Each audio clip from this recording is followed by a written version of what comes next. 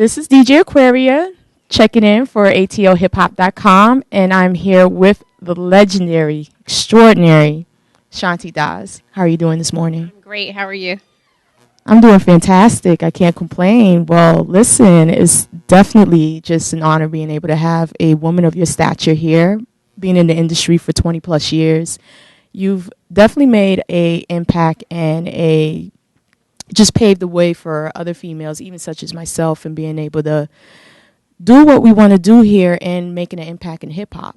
So let me ask you this. Being in the era that you started, what were some of the difficulties, not only being able to put out there a region, particularly the South and more of the mainstream forefront, but as a woman being taken seriously, how were you able to balance those two out to make the successes that you've had? So it was definitely interesting. I got my start in 1993 working at LaFace Records. First record I worked was Outkast, Players Ball, so I had to hit the ground running, trying to break those guys, and then I started working with Goody Mob. But particularly from the South, being from the South and working Southern hip-hop was a real challenge. We had people like Greg Street, who was in Dallas, Texas at the time, who supported us. Sway and Tech in the Bay Area were very supportive, but trying to break out in the East Coast and some of those markets like Philly, Virginia, D.C., it was a grind. And, for the most part, most of the people that were running like the hip-hop divisions were male. So all my counterparts were men, except for like Taisha Harris, who ran the rap department, and Tambisa M. Shaka, who worked at, she did rap editorial for a magazine. But those women were out fighting the good fight. But I just really had to make sure I carried myself in the right way and that I demanded my respect. I wasn't out there trying to sleep with everybody I could. I wanted to get my work done. I was a grinder, and I had to play with the big boys. I had to put together parties at the Gentlemen's Club for Outkast.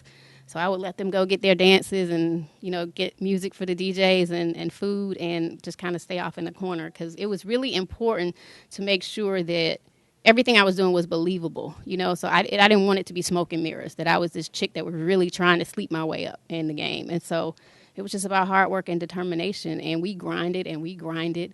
And you heard it in 95 when Outkast won the Source Award and Dre got up there and said the South got something to say, and it was finally the door that opened for us to be able to really get our music, to all coasts. And so that's what I think is so cool about A3C, it's all three coasts.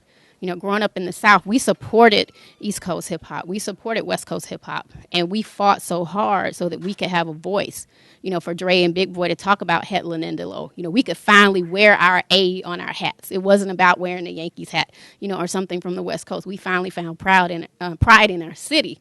And knowing that I was a female that helped pave the way for that is just an honor and a blessing. And I'm just so grateful to be a part of it. And, working with producers like Organized Noise, they were amazing. I listened to a lot of the young guys today, like Kendrick Lamar and some of these other guys, and I feel like they were ahead of their time, and they really influenced, the hip-hop culture in a great way. And you're still seeing that and hearing that in the music today.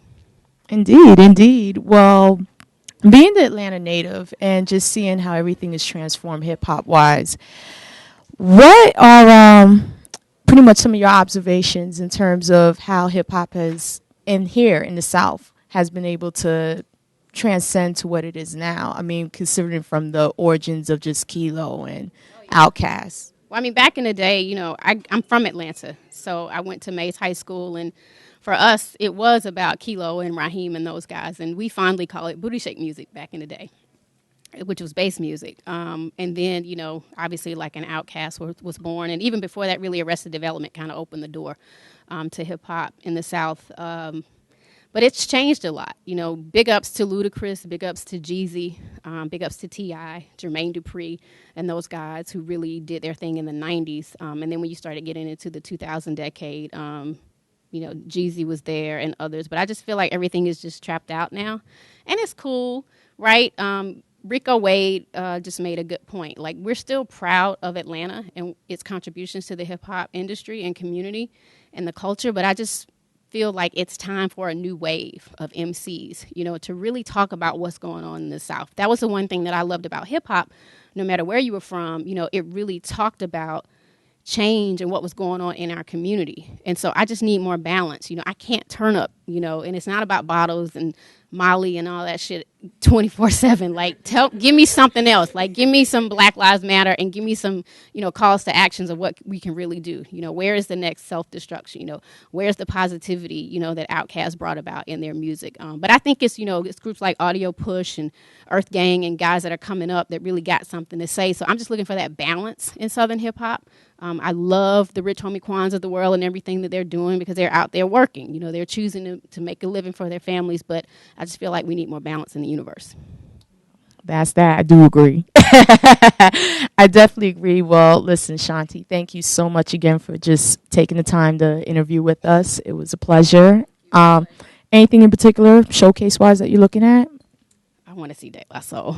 I mean, Jungle Brothers, like, come on. And then I know there's a Dirty South show tonight, so I'm excited to see all my Dirty South guys. So We'll do. Well, I do appreciate you again. And this is DJ Aquaria signing off for atlhiphop.com over here at A3C 2015.